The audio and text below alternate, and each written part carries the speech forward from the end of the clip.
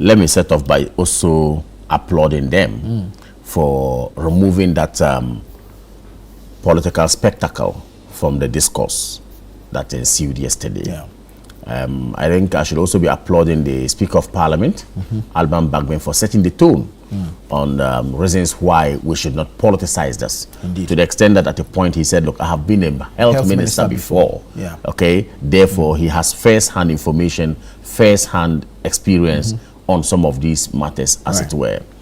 That said, if all our parliamentarians see the need to toe this line, our 30-something-year-old democracy will strive and strive better. True. On many issues. You see, when it comes to their salaries or their emoluments, they are always at commonalities with each other. Common space, common grounds, they all argue. Forgetting that the same constitution that says that they should be remunerated for whatever they're doing also establishes an avenue for national development. That is why the constitution talks about the National Development Planning Commission. It wasn't for any reason. It is for us to know that, yes, you are elected by these people to come to represent party A, you are also elected by these people to come and represent party B or whatever. But once you come into the chamber, there's supposed to be a national interest at stake. We can do all our politics, but we should remember that there are some policies that will inure to the benefit of all of us. Let me give an example. In 2003, thereabout, when President Kufuor set off to introduce the health insurance scheme, our brothers on the other side, the NDC then, who were in the minority, walked out of parliament. But I would have thought that that should have been the beginning of not politicizing health issues. Because the president then wanted to move us from the cash and carry killer policy, where when you go to the hospital, you needed to pay for consultation fee. Without money at hand, you will not be going to be taken care of. They should have looked at it from that angle. They did not. And I believe that's where it started. Then we in the NPP also said that, oh, having succeeded in passing the health insurance bill, then we took credit. Instead of also being nationalistic, we're also talking about we brought health insurance. What did you bring? Then the politics started. Okay? Today, the stage walked out. But ask yourself, if my brother Hamza were to be here, I would have asked him. Possibly in his wallet, you can find his health insurance card. Possibly in my wallet, you find my health insurance card.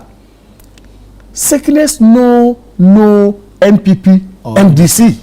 True. Sickness doesn't know it. Accidents doesn't know NPP, NDC.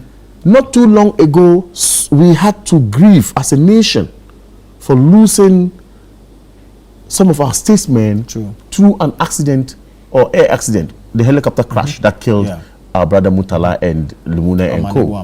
May God have mercy on them. Omanebuama and Co.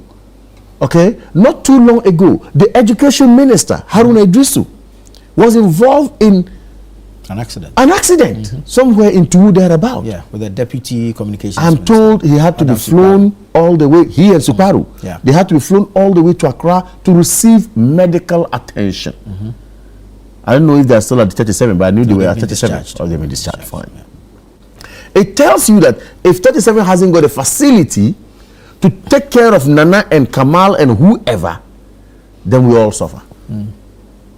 Okay? So I think that it's about time we all toed this tangent. Let us not politicize health issues at all, especially in a developing country where we have a lot to do for our health sector. A lot. Look, this happened. The Charles Amissah case even happened in an urban center. True. Imagine if that happened also in rural area, or imagine what is happening in the rural area. That's not if that happens. It happens. Indeed. I have seen rural areas where they use aboboya, tricycles, as ambulances. Meanwhile, we are here arguing that even the ambulance that we have in the urban center are not fit for purpose. True. Okay? we are saying that the ambulances that we have in the urban centers that we have procured, Nanado's government procured, is not even fit for purpose, because there are certain things to be what fitted in there according to the experts that we don't even have. Yet we want to politicize health issues. I think we should not at all. If we are fighting against viral diseases, everybody is at risk. Yeah. From AIDS to whatever you can call it, everybody's at stake. If we are fighting against airborne diseases, everybody is at stake. So I think that the Speaker of Parliament must be commended for the line he told, and for also, even if you listen to when the Deputy Minister was speaking, if you look at his body language, he was very uncomfortable. The Speaker of Parliament was very uncomfortable. To the extent they said, look, I have been a Minister of Health before. Yeah. Speak to the issues. When she sought to politics, I was really disappointed. The usual politics. Somebody who has been praised for doing a lot in the US, you come to your country and this happened. Instead of speaking to you, you are talking about Agenda 111 if it was done, and you are talking about. I mean, that was so serious. She's not here to explain why she sought to go on that tangent. So no. But we need to. That's why we have a public discourse. Why she whatever she was supposed to say in Parliament was supposed to be a policy direction from the ministry. And I don't believe that her minister would tell her to go and talk of Agenda 111. Is that policy direction? Well, when a family is somebody is died and the family is grieving, a family is actually not happy, and a woman who's supposed to have kids, who's supposed to be a mother, she took guidance from the speaker. She took guidance from the speaker and touched on. I was really disappointed in her, seriously, and I'm surprised she's still at post. If I were the president, I would have fired her. Straightforward, straight. I would have fired her. She doesn't deserve to be there, honestly. And we should use such people as examples to shape our national discourse. So for me, that said, I think that this no bed syndrome also ought to be looked at properly. We, with the commoners, think that, or the laymen think that no bed just simply means that there's no bed in the hospital. Yeah. That is not the case. Okay? It boils down to attitude. Why? We're told in history that people conducted surgery with lanterns. Lantern. Yeah. Doctors conducted surgery with lantern without even power. So it tells you how committed they are to the job. Yeah. The hypocritical, whatever they call it, oath that they swear. Where it tells you are supposed to give out your best to save lives. Empathy is actually part of it. Empathy is supposed to be part of it. But we are told, per the story that Daily Graphic brought, that the Charles Amissah matter, for instance, the man was bleeding profusely. Health personnel were standing there looking at him, and all they would say, well, we cannot attend to you, we have no bed. Series of hospitals. A friend of mine was shot. This matter is why I'm bringing this up. A friend of mine was shot about 3 weeks ago or 4 weeks ago around the Legon stretch. You know, when you take Legon stretch coming towards Abuba, is it the Gimpa bypass? No. When you take the Atomic Junction, driving towards Hachu, on that stretch, he was shot around 9 something by armed robbers. Yes, wow. He got down to buy some kelewele or whatever. A good friend of mine, buy kelewele and all that. Now, having bought the kelewele and walking to his car, then these two guys came with a motorbike. Hey, bring the money. Meanwhile, he didn't have money with him. Only God knows how they got to know there's some few CDs in his pocket. So they struggled with him and shot his tie. When he was struggling, my good friend, shot his tie. He survived? So he survived, actually. Now he's at the hospital. Then I'm giving the story. Then he started moving. They moved him. They picked him. People came, rushed in. The guys had moved with the motorbike and all that. Then they went to first hospital, no bed. Second hospital, no bed. The man was suffering. He was shot. Finally, it was UGMC that he got space. Should it be no bed? So he would have died? What happens to the health protocols when Absolutely. it comes to emergency care? So do you stabilize the person before you refer? Exactly. Just do that. Make sure that at least you are the professionals. It is your job. Attend to the person. That's why the minister says that even if it's on a bench, even if it's on a chair, treat that person. I want to agree with the minister. It's about attitude here. It's not about whether there's bed or there's no bed. It's not about whether there's agenda 111 or there's no agenda 111. It's about the situation you find yourself in. That's why I said doctors even conducted surgery with lanterns. Some even with torchlights. Some with torchlights. That is the kind of attitude we need to get, or we need to see from our health professionals. And once again, I want to say, let us not politicize this at all. Like I said, he's here, and I know he will attempt to politicize it. Check his wallet by now. Oh, I know. How do you know he's going to politicize it? That is their training. They are trained. That's no wonder the deputy minister had to go to parliament and be doing politics. But she wasn't the only person who spoke. That's how they trained them. So she wasn't the only one who spoke. But then on a very serious note, yeah, I know. On Professor the Lambusie MP, excellent. Yeah, I listened to him. Excellent, Professor Abayo. Yeah, very excellent. And that's what I loved it. And he was so articulate, so on point. Yeah. To the extent that he had to draw applause from all sides of the chamber. True. I think that was a great one.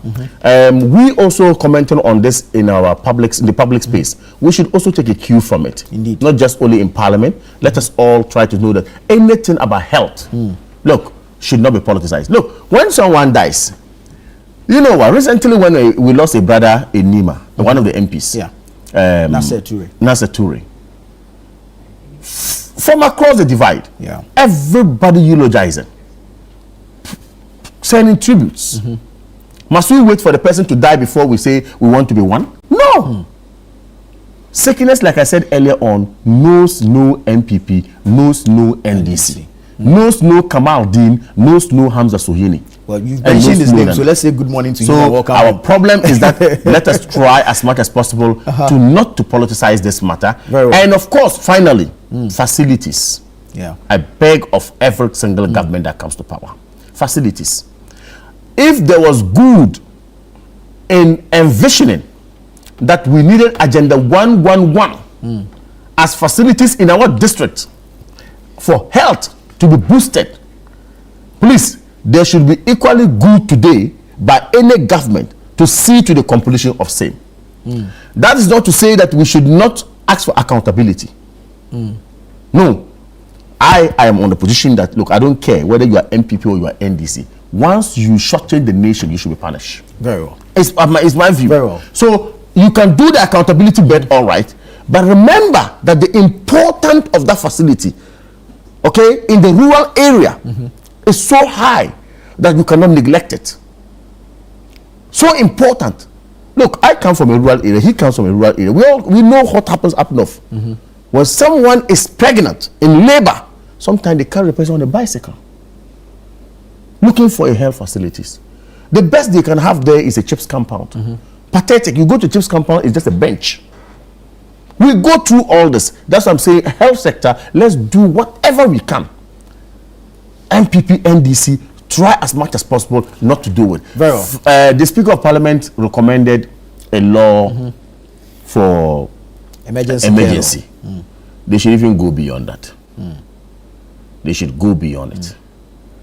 There should be a law ensuring that every single health personnel, even though we have what we call negligence of duty, and you owe that person duty of care, medical, whatever, but they should strengthen such laws, not just only that. Whoever you are, even if you have clothes and they are bringing in and you meet it, please, the law must cater for the fact that you should take care of the patients. Very well. Alhaji, thank you. Hamza Sohini is here. He's going to do his politics as usual. But of course, I don't know. I don't think we will have to do that this morning. I mean, it's so sad listening to the Charles Amissah story. So sad. Our condolences to the family, though.